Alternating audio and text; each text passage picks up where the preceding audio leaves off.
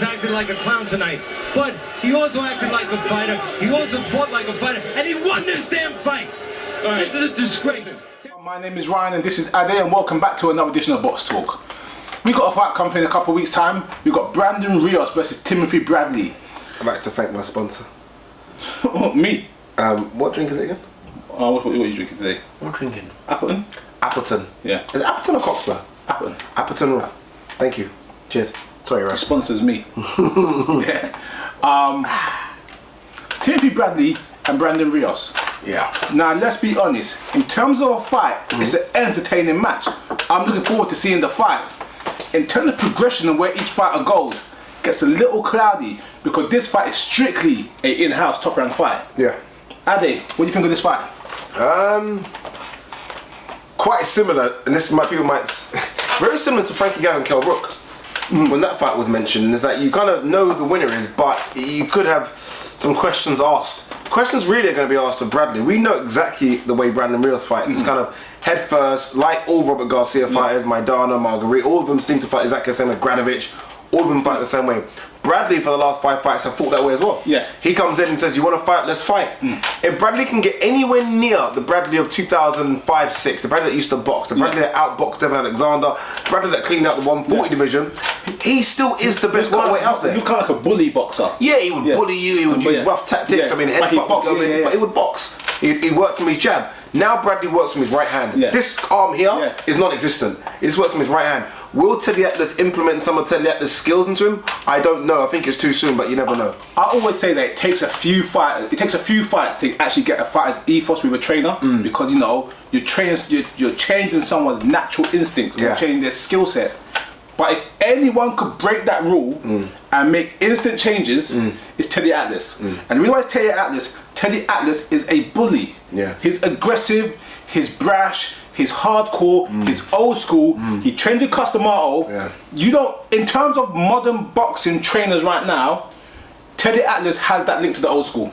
Yeah, because Manny Stewart is no longer available. Yeah, he has that direct link to the old school and say, look, this is how it was done back then. And Bradley is the type of guy, when I saw the 24/7 show when he was training and his father was there, he likes that military type attitude. Yeah.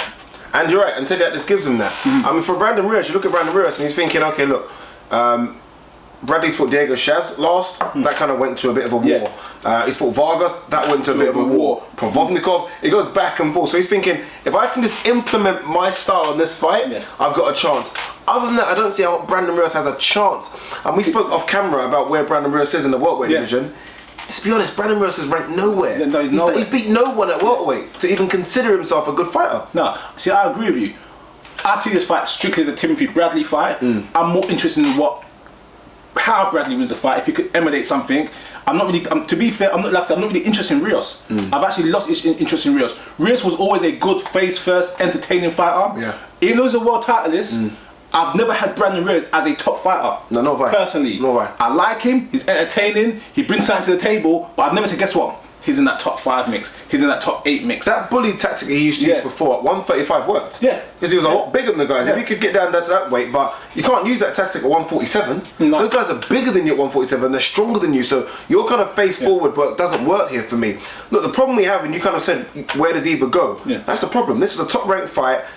Bradley's stuck in this top ranked contract that he got, I guess, for being greedy, taking the Manny Pacquiao fight. So he got 4 or 5 million for that fight. Now he's stuck in the worst contract you can possibly get. And I think it's downhill for Bradley after this. Here's the problem with this is for Bradley is that every other major welterweight star is not with top rank. Yeah. So he's given Bradley this fight as a pay packet. Yeah. But in terms of progression for Bradley, who is a what's the word?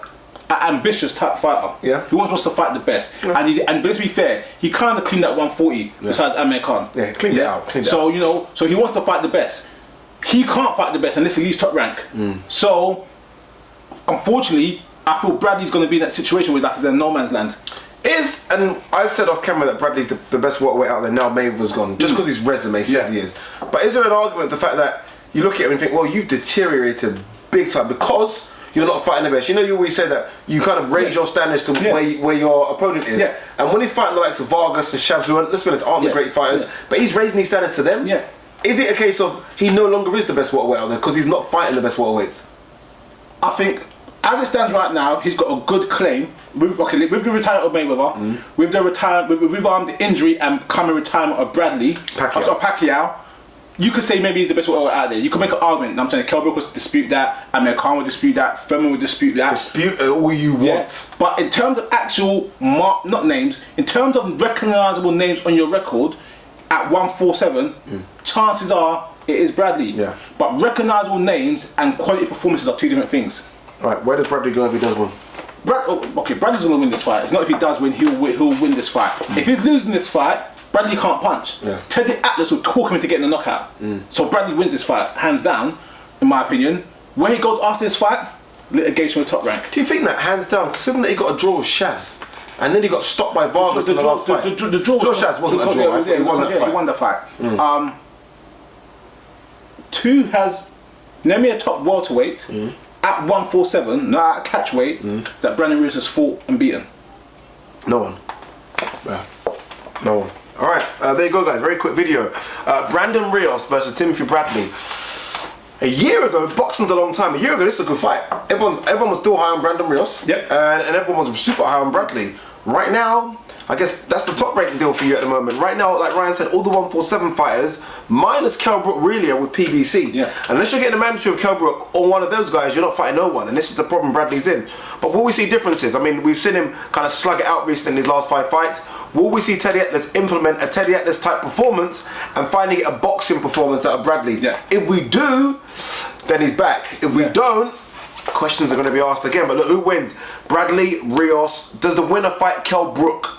That's the key for me. Does the winner fight Kell Brook? I think possibly so. You don't think that, do you? I don't think so. I think Kell Brook needs the name, and Bradley will fight and Kell Brook will fight. But I think in terms of where they both are right now, it's too much of a risk. Alright, there you go. Alright guys, leave your comments below. Tell us what you think. Bradley, Rios, good matchup, good fight on paper. But like Ryan said, it's kind of fight that leaves the winner in no man's land. And the loser in no man's land.